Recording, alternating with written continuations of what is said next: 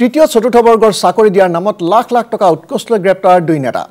আৰক্ষীৰ জালত দিব্যাংগ মঞ্চ অসমৰ সম্পাদক সেমিম আহমেদ আৰু সভাপতি নৱজিৎ বৰ্মন গুৱাহাটীৰ বৰাগাঁৱৰ পৰা নিশা আৰক্ষীয়ে গ্ৰেপ্তাৰ কৰে দুয়োকে পানবজাৰ আৰক্ষী থানাত একাংশ লোকে দিয়া অভিযোগৰ ভিত্তিত দুয়োকে গ্ৰেপ্তাৰ কৰা হয় ভাইৰেল আছিল টকা বিচাৰি ফোন কৰা এটা কল ৰেকৰ্ডিং আমি পুনৰ জনাইছো এই মুহূৰ্তৰ এটা ব্ৰেকিং নিউজ তৃতীয় চতুৰ্থ বৰ্গৰ চাকৰি দিয়াৰ নামত লাখ লাখ টকা উৎকোচ লৈ গ্ৰেপ্তাৰ দুই নেতা আৰক্ষীৰ জালত দিব্যাংগ মঞ্চ অসমৰ সম্পাদক সেমিম আহমেদ আৰু সভাপতি নৱজিৎ বৰ্মন গুৱাহাটীৰ বৰাগাঁৱৰ পৰা নিশা আৰক্ষীয়ে গ্ৰেপ্তাৰ কৰে দুয়োকে পানবজাৰ আৰক্ষী থানাত একাংশ লোকে দিয়া অভিযোগৰ ভিত্তিত গ্ৰেপ্তাৰ কৰা হয় দুয়োকে ভাইৰেল আছিল টকা বিচাৰি ফোন কৰা এটা কল ৰেকৰ্ডিং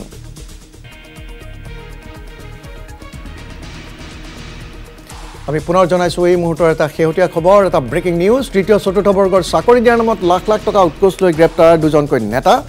আৰক্ষীৰ জালত দিব্যাংগ মঞ্চ অসমৰ সম্পাদক সেমিম আহমেদ আৰু সভাপতি নৱজিৎ বৰ্মন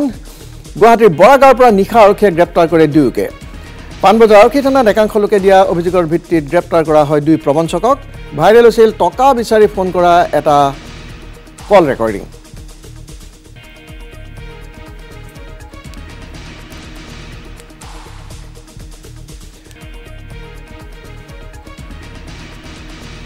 আৰু এই মুহূৰ্তত আমি সংযুক্ত হৈছোঁ আমাৰ জ্যেষ্ঠ সাংবাদিক বিমান কলিতাৰ সৈতে বিমান কলিতা দুজনকৈ প্ৰবঞ্চকক ইতিমধ্যে গ্ৰেপ্তাৰ কৰিছে আৰক্ষীয়ে বৰাগাঁৱত গ্ৰেপ্তাৰ হৈছে এই দুয়োজন সবিশেষ আপোনাৰ পৰা জানিব বিচাৰিছোঁ কি কাৰণত গ্ৰেপ্তাৰ হ'ল এই দুজন হয় নিশ্চিতভাৱে বনদীপ ক'ব লাগিব যে চাকৰি দিয়াৰ নামত ধন সংগ্ৰহ কৰি আহিছিলে দুই সংগঠনৰ নেতা আৰু এই দুই সংগঠনৰ নেতা হৈছে দিব্যাংগ মঞ্চৰ অসমৰ সভাপতি আৰু সম্পাদক আৰু এজনৰ নাম হৈছে সেমিম আহমেদ আৰু আনজন নৱজিৎ বৰ্মন আৰু এই দুয়োজনে সংগঠনৰ নেতাই বহু দিনৰ পৰাই আচলতে তৃতীয় আৰু চতুৰ্থ বৰ্গৰ নামত চাকৰি দিয়াৰ নামত বিভিন্নজনৰ পৰা ধন সংগ্ৰহ কৰিছিলে লাখ লাখ টকা সংগ্ৰহ কৰাৰ অভিযোগ উত্থাপিত হৈছে এই দুয়োজনৰ বিৰুদ্ধে আৰু এই ধন বিচৰাৰে এটা ফোন কল ভাইৰেল হৈছিলে সেমিম আহমেদৰ এটা ফোন কল ভাইৰেল হৈছিলে যে কিদৰে আচলতে প্ৰাৰ্থীক পইচা বিচাৰি তেওঁলোকে চাকৰি দিয়াৰ নামত তৃতীয় আৰু চতুৰ্থ বৰ্গৰ নামত কিদৰে তেওঁলোকে চল চক্ৰান্ত চলাইছিলে আৰু সেই তথ্য পোৱাৰ পাছতে শনিবাৰে পানবজাৰ আৰক্ষী থানাত এটা গোচৰ ৰুজু কৰা হৈছিলে একাংশ ভুক্তভোগী যুৱকে এই যি সংগঠনৰ দুই সংগঠনৰ নেতাৰ বিৰুদ্ধে এটা গোচৰ ৰুজু কৰিছিলে আৰু সেই গোচৰৰ ভিত্তিতে যোৱা নিশা পানবজাৰ আৰক্ষীৰ এটা দলে বৰাগাঁৱৰ এটা অঞ্চলৰ পৰা